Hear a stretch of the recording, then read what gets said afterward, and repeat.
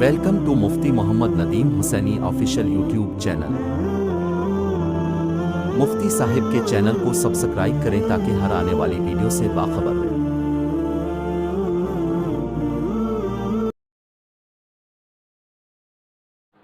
قال النبی صلی اللہ علیہ وسلم من حمل علینا الصلاح فلیس منا، او کما قال رسول اللہ صلی اللہ علیہ وسلم۔ میرے بھائیوں، میرے دوستوں، پیارے پیغمبر صلی اللہ علیہ وسلم کا مبارک فرمان ہے، ایسا بندہ جو مسلمان پر ہتھیار اٹھائے، مسلمان کو ڈرائے دھمکائے، فرمایا کہ اس بندے کا ہم سے تعلق نہیں، وہ ہم میں سے نہیں۔ تو گویا اس بات کے اندر پیغمبر صلی اللہ علیہ وسلم فرمایا کہ جو لوگ مسلمانوں کو تکلیف دیتے ہیں، پریشان کرتے ہیں، مسلمانوں کو وہ ظلم کرتے ہیں مسلمانوں میں سے ہو کر، تو فرمایا ایسا بندہ اسلام سے اس کا حقیقی تعلق نہیں ہے۔ وہ اپنے آپ کو محبت کا دعویٰ جو کہ مجھے نبی سے محبت ہے، میں نبی کا ماننے والا ہوں، بھئی نبی کا ماننے والا وہ ہوگا جو نبی کی مانتا ہو۔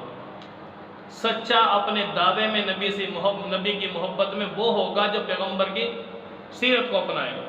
جو بندے مسلمانوں کو لوٹنا، ڈکیتی کرنا، تنگ کرنا، کسی بھی قسم کو ظلم کرتے ہیں، وہ بندے مسلمان، حقیقی مسلمان نہیں ہیں، نام کے مسلمان ہیں، کام کے مسلمان نہیں ہیں۔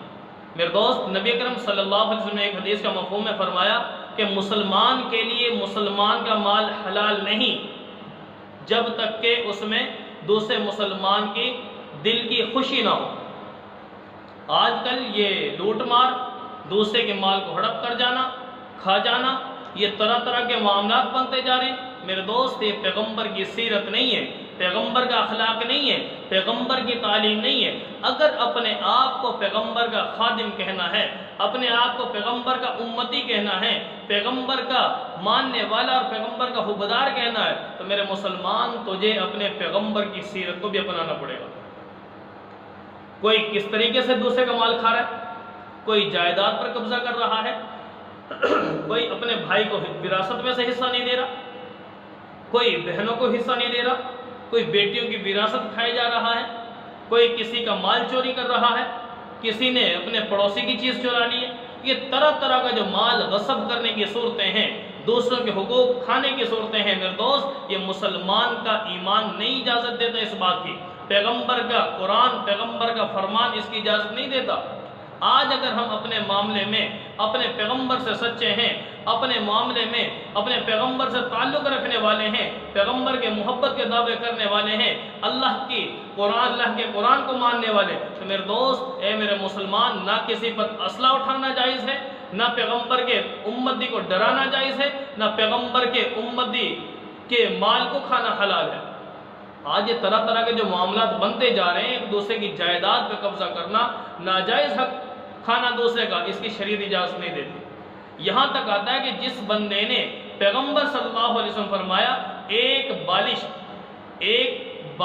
زمین پر بھی جو زمین کے ٹکڑے پر قبضہ کر لیا، ناجائز کسی کا حق دبا دیا، تو پیغمبر صلی اللہ علیہ وسلم فرمایا اس بندے کو کل قیامت میں 7 زمینوں میں سے اتنے حصے کا توق بنا کر اس بندے کے گلے میں ڈالا جائے گا۔ لگاؤ اندازوں کیا بنے گا یہاں۔